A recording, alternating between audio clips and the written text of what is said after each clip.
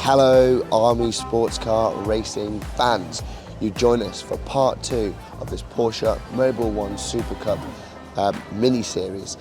Today, like I say, it's part 2 and we're joined by driver Harry King, who's going to give us a bit of a whistle-stop tour about the 992.1 GT3 Cup Car with BWT. So yes, we hope you enjoyed today's episode.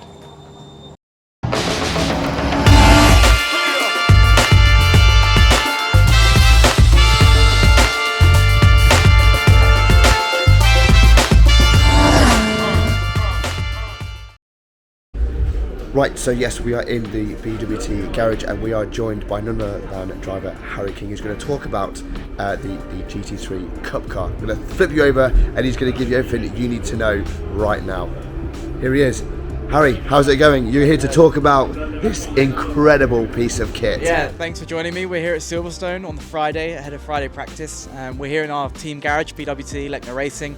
3 cars, car number 1, which is mine, 2, which is my teammates, number 3, Theo Overhouse, who I'm going to talk you through right now. So, starting at the front of the car, typical Porsche fashion, no engine in the front. We lift it up, and you'll see here we have the fuel cell within the carbon fibre fuel tank. You see the car also has the air jacks. That's how we lift the car up and change the tyres during a qualifying session, and a few other miscellaneous pieces, a bit like the brake fluids, also the fan for the driver. Doesn't really work very well, but it's always a welcome addition. And then we make our way through the side of the car. Obviously the car is in the air at the minute. We have the brakes exposed. We use Brembo brakes here with PFC brake pads, and these are providing a lot of stopping force. We go on new discs and pads for every race weekend just to get the absolute maximum performance from the car.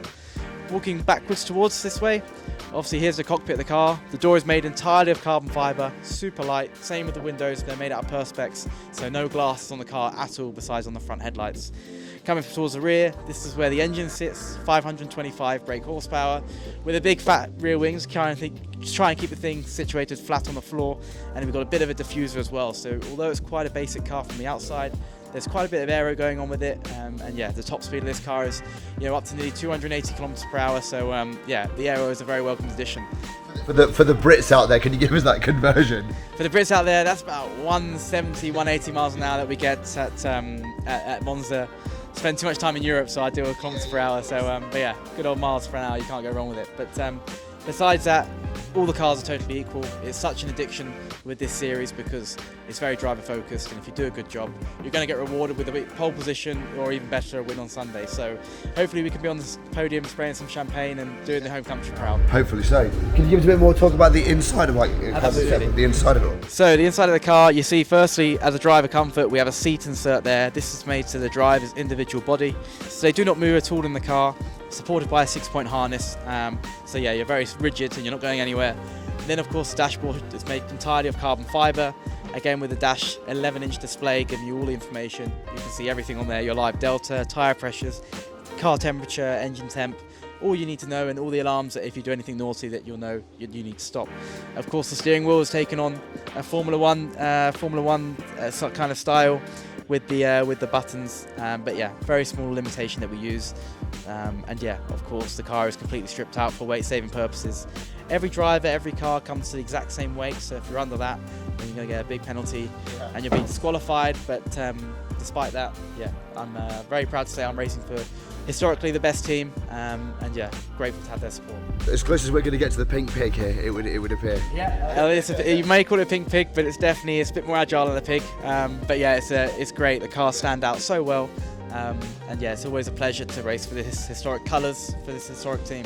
Very much for kind of like giving us a very kind of like a quick whistle-stop tour of what can only be like hours and hours and hours of conversation. But I suppose 2 real final questions of this series. What is your favourite part about racing in this series?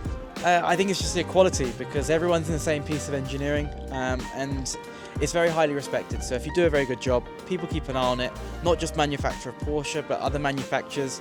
And as a young driver, when you're hungry and motivated, it's the best place to prove yourself. And that's what I love the most about the series. In addition, racing on the Formula 1 calendar with incredible crowds, incredible circuits, incredible weather typically. Yeah, there's nothing much more to love about it. And finally, of the, was it eight tracks you race on in the European circuit, which one's your favourite? Definitely have to say Monaco is always up there. Of course, taking victory there last year. It's even sweeter, brings back great memories, but nothing quite tops a home weekend with all the home support, and hearing a familiar accent is always a very welcome addition for me, spending a lot of time away from home. But yeah, let's hope we can end with a good result on Sunday. Harry, thank you so much for your time, and obviously all the best for this weekend. We will be cheering from you from the military village, but yeah, thank you very much, buddy. Thank you. Well, Army sports car racing fans, that concludes part 2 of our Porsche Mobil 1 Super Cup mini series.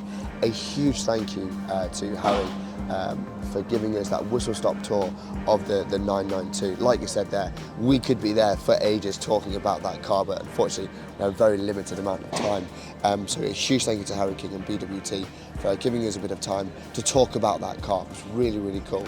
And of course we'll be cheering on Harry for the rest of this championship, and we look forward to seeing his progress for his driving career. A further big thank you once again to everyone at Porsche Mobil 1 Super Cup for supporting this mini-series, and of course we're looking forward to part 3, where we're catching up with one of the drivers from an all-British team, JRT, here at Silverstone. Anyway guys, I've been Staff Sergeant Dan Morton. This has been the Army Sports Car Racing Team, and we'll see you on the next one. Bye bye.